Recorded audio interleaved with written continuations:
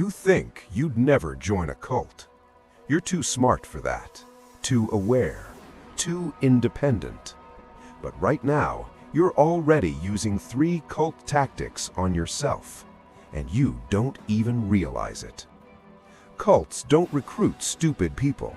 They recruit normal people, smart people, successful people. People exactly like you. And they do it using psychological techniques so subtle, so effective, that by the time you realize what's happening, you're already in. Here's what's worse. These same techniques aren't just used by cults. They're used by your boss, your political party, your social media feeds, your relationship, even your own thoughts. In the next 15 minutes, I'm going to show you the 10 mind control techniques cults use to break down your reality and rebuild it in their image. And once you see them, you'll recognize them everywhere. Cults have perfected the science of control. Not through force, through psychology. They use specific, repeatable techniques developed over decades. Techniques that exploit how your brain works, how you form beliefs, how you seek belonging, how you avoid pain. These techniques work on anyone: skeptics, atheists, scientists, CEOs. It doesn't matter how smart you are. If you're human, you're vulnerable. But here's the uncomfortable truth. You don't need to join a cult to experience these techniques. They're being used on you right now. Your job uses them to keep you loyal despite low pay. Your political party uses them to keep you tribal despite bad candidates. Social media uses them to keep you scrolling despite knowing it makes you miserable. Toxic relationships use them to keep you trapped despite knowing you should leave. The question isn't, could I be manipulated? The question is, where am I being manipulated right now, and how do I break free? Let's start with the foundation, the technique that makes everything else possible. Technique 1, love bombing, the perfect beginning. Every cult starts the same way, with overwhelming love and acceptance. You walk in lonely, searching, uncertain, and suddenly you're the most important person in the room. Everyone wants to know you. Everyone thinks you're special. Everyone validates you in ways you've never experienced. This isn't an accident, it's strategy. Love bombing serves 3 purposes. First, it creates emotional debt. When someone showers you with affection, your brain feels obligated to reciprocate. You don't want to disappoint them. You don't want to lose their approval, so you start changing to keep it. Second, it lowers your defenses. Skepticism requires energy. When you're being loved, your guard drops. You stop questioning, you start trusting. And that's when the real manipulation begins. Third, it establishes the baseline for punishment later. Once you're addicted to their approval, they can control you by threatening to take it away. The same love that drew you in becomes the weapon that keeps you compliant. Where you're experiencing this right now. New relationships that move too fast. Jobs with intense "we're a family" culture during hiring. MLMs that make you feel chosen and special. Online communities that over-validate newcomers. The test: if the love feels disproportionate to the relationship timeline, it's manipulation, not genuine connection. Technique 2, isolation, cutting your lifelines. Once they have your trust, the next step is separation. Not obvious isolation, subtle isolation. They don't say, cut off your family. They say, your family doesn't understand you like we do. Your old friends are holding you back. People outside the group are toxic, unenlightened, negative. They create an us versus them mentality. Inside the group equals safety, love, truth. Outside the group equals danger, ignorance, lies. Here's how it works psychologically. Isolation removes your reality checks. Your friends and family would notice the changes in you. They'd question the group. They'd pull you back to rationality. So the group neutralizes them. They do this by keeping you busy with group activities, no time for outsiders, creating insider language and beliefs outsiders can't relate to you, framing criticism as attacks. Defending the group becomes defending yourself, rewarding you for spending more time with the group and less with toxic people. Eventually, your entire social world exists inside the group, and once that happens, leaving means losing everyone you know. Where you're experiencing this right now: workplaces that discourage friendships outside the company, political echo chambers that demonize the other side, relationships where your partner gradually distances you from friends or family, social media algorithms that only show you content confirming your beliefs. The test: if a group insists they're the only source of truth and all criticism is lies, you're being controlled. Technique 3: information control, rewriting reality. Cults don't just control your relationships, they control your information. They decide what you read, what you watch, what you listen to, and more importantly, they decide what you're not allowed to consume. This is called information control, and it's devastatingly effective. Step 1: demonize outside sources. The media lies, scientists are corrupt, non-believers are deceived, critics are jealous, threatened, or evil. This primes you to reject information that contradicts the group's narrative. Step 2: provide alternative truth. The cult becomes your only trusted source of information. Their doctrine, their leader, their teachings. Everything else is suspect. Step 3: punish information seeking. If you're caught reading criticism, watching forbidden content, or asking skeptical questions, you're shamed, punished, or ostracized. Eventually, you stop looking for outside information. You police yourself. The control becomes internal. Where you're experiencing this right now: news sources that tell you not to trust other news sources, relationships where your partner monitors your phone or social media, workplaces that prohibit discussing salaries or working conditions, political movements that label all criticism as propaganda. The test: if a group insists they're the only source of truth and all criticism is lies, you're being controlled. You've just learned the foundation: love bombing, isolation, information control. These 3 techniques set the stage for everything that comes next. Because once you're emotionally attached, socially dependent, and informationally isolated, your reality belongs to them. The next 7 techniques get darker. They break you down psychologically, rebuild your identity, and make you believe leaving is impossible. Most people will never see this coming, but you're still watching, which means you're about to understand manipulation at a level most people never will. Keep going. Technique 4: sleep deprivation and exhaustion, breaking your mind.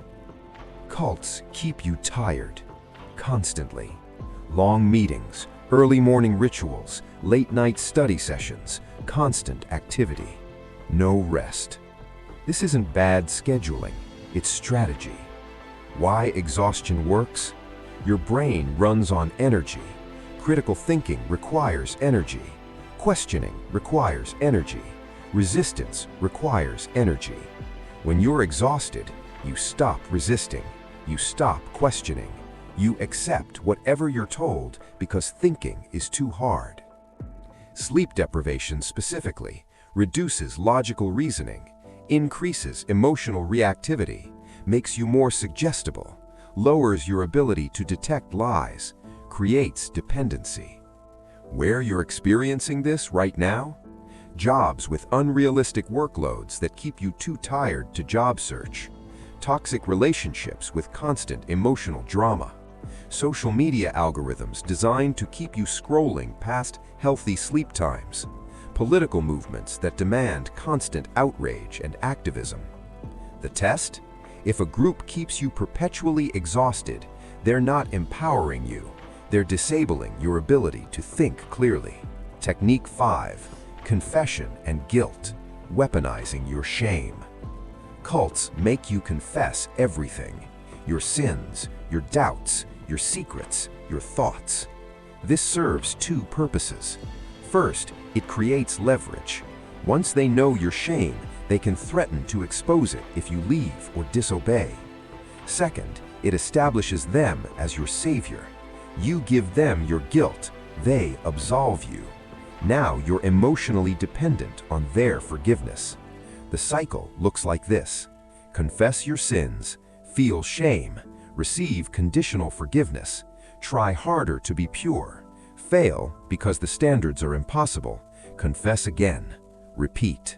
You're never good enough. You always need the group to fix you. Where you're experiencing this right now? Workplaces with radical transparency cultures that punish privacy. Relationships where your partner demands access to all your thoughts. Social media cancel culture that demands public apologies.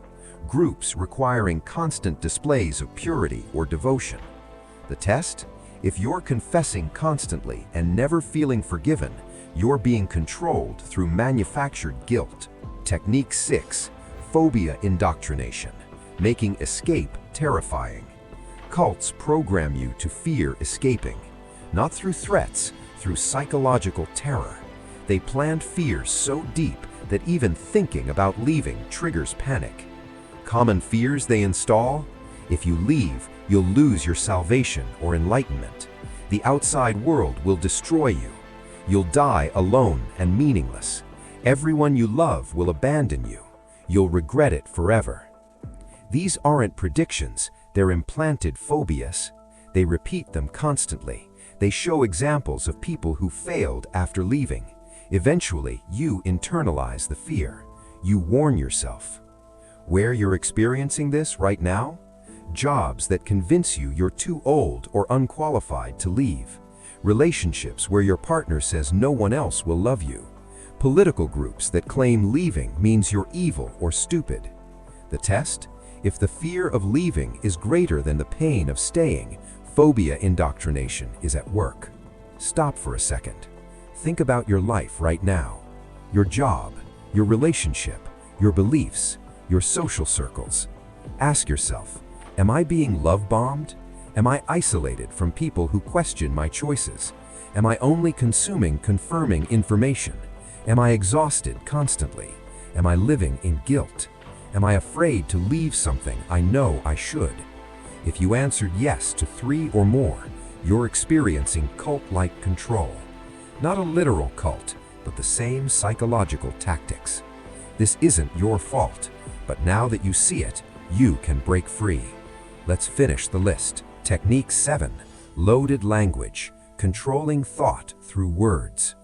Cults create their own vocabulary, special words, insider phrases, redefined meanings. This isn't jargon, it's thought control. Language shapes thought. If you control the words someone uses, you control how they think. Once you adopt this language, you can't think outside the framework. You can't communicate with outsiders. You signal loyalty through vocabulary. Where you're experiencing this right now? Corporate jargon, political dehumanization language, relationship language that reframes abuse, social media tribal signaling. The test? If you can't explain your beliefs without group-specific language, you're thinking in their words. Technique 8. Doctrine over person. Your experience doesn't matter. In cults, doctrine is always right. Your experience is always wrong. If reality contradicts the teaching, reality is the problem. You can never question the system, only yourself. Where you're experiencing this right now? Workplaces that blame you for broken systems, relationships that dismiss your feelings, diets or programs that blame you when they fail, ideologies that explain away contradictions. The test? If you're always wrong and the system is always right, you're being gaslit. Technique 9. Milieu control, total environment management. Cults control your entire environment, where you live, what you wear, what you eat, when you sleep, who you talk to, what you do with your time. When every aspect of your environment reinforces the group's reality, your brain has no escape. Where you're experiencing this right now? Jobs that dominate your entire life, relationships with total control, social media as a 24/7 reality bubble. You've learned 9 cult techniques, and if you're honest with yourself, you've recognized at least a few of them in your own life. That uncomfortable feeling? That's awareness. That's the first step to breaking free. The final technique is the most insidious because it's the one you do to yourself. It's the technique that makes you enforce your own captivity. This is the technique that keeps people trapped for decades, even after they know something is wrong.